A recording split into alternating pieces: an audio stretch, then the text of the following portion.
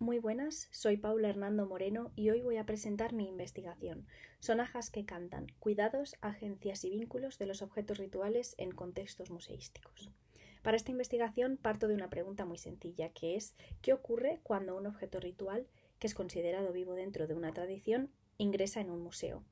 Pues bien, para responder me sitúo entre la museología crítica y los estudios museísticos y la autoetnografía, tanto de mi práctica artística como de mi experiencia como practicante de Seid, que es una tradición animista europea que pervive gracias a sus practicantes contemporáneos y a que las enseñanzas se transmiten de manera oral de maestras a alumnas. Muy bien. ¿Qué es lo que sucede en los museos? Cuando un objeto sagrado ingresa en un museo, suelen ser exhibidos como si pertenecieran a un pasado remoto, cuando la realidad es que estas tradiciones siguen vivas, y así lo compruebo en, en mi propia vida con el Seid.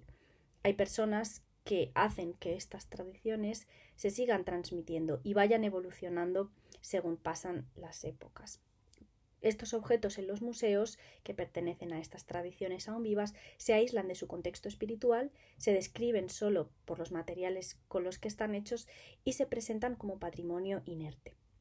Este proceso tampoco es neutro, sino que es heredero del pasado colonial como gabinete de curiosidades que encontramos en la historia de los museos.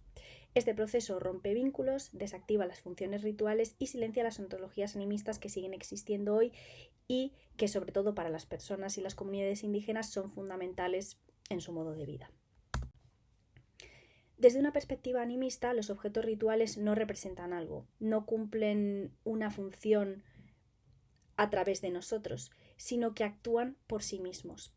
Tienen agencia, tienen memoria y una vida relacional que depende del cuidado, la activación y el vínculo con las personas de su comunidad y sobre todo con la persona que lo custodia.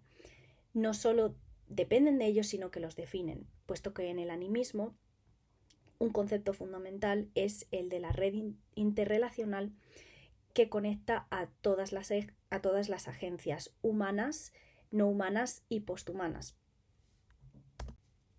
Cuando un objeto de estas características entra en un museo, es extraído de esa red y ocurre una transformación radical por ese motivo.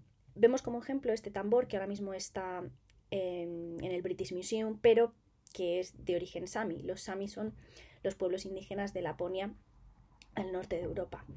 Aunque en la cartela es verdad que se reconoce su función original como objeto, instrumento musical utilizado en el contexto ritual, en este caso para alcanzar estados alterados de conciencia, comunicarse con los espíritus, se le priva de la interacción y del cuidado relacional que le proporcionan esta agencia. Y esto plantea un conflicto ético para los museos. ¿Puede conservarse su sacralidad sin coartar aquello que se la otorga, es decir, los vínculos relacionales y su comunidad? Para responder a esto, pues recurro ahora sí a mi propia experiencia, ¿no? Como practicante de Seid. En mi práctica, los objetos rituales no se fabrican, sino que tienen un proceso donde primero se escuchan, luego se les da forma, se vinculan, ya sea a ti o a un adoptante, y se cuidan. Yo, por ejemplo, pues esta sonaja que vemos en pantalla, que también la tengo aquí, exacto, pues la adopté, y digo adopté porque existe dentro de nuestras comunidades un protocolo en el que quien le da forma tiene que consultar con el propio espíritu si el adoptante potencial es la persona adecuada para custodiarlo. Y estos objetos requieren unos cuidados que van más allá de lo que es el físico, sino que tienes que relacionarte con ellos en tu día a día. Incluso hay algunos que te recomiendan que duermas con ellos o que compartas con ellos tu comida. Todas estas acciones nutren la función dentro de la comunidad y les dan esa agencia. Sin estas interacciones, la verdadera naturaleza y todo el peso cultural y relacional de estos objetos se pierde. Este ejemplo a mí me desvela que los museos se enfrentan hoy en día a retos curatoriales con estos objetos, ¿no? Pues como ellos solo se enfocan en la conservación de lo físico, que cuando estos objetos están en manos de personas más concretas, también se observa cómo estos objetos cambian, ¿no? Pueden un día tener atado cordeles de lana y dentro de un mes pueden haber cambiado porque la naturaleza del objeto al relacionarse contigo también ha cambiado, ¿no? Entonces, la conservación de estos objetos rituales requiere, por un lado, la colaboración con las comunidades de origen y los practicantes animistas, y por otro, el acceso relacional y, en muchos casos, aceptar su repatriación o la sustitución por réplicas.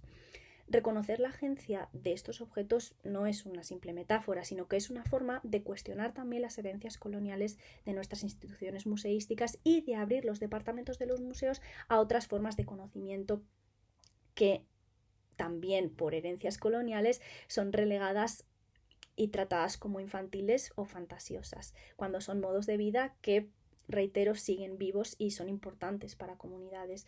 El reto de los museos no es conservar más o mejor, sino aprender a reconocer cuál es su lugar y también nosotros como individuos reconocer cuál es nuestro lugar dentro de la red relacional que trazan estos objetos rituales que tienen vida y que cantan. Muchas gracias por su atención y espero que haya resultado de su interés.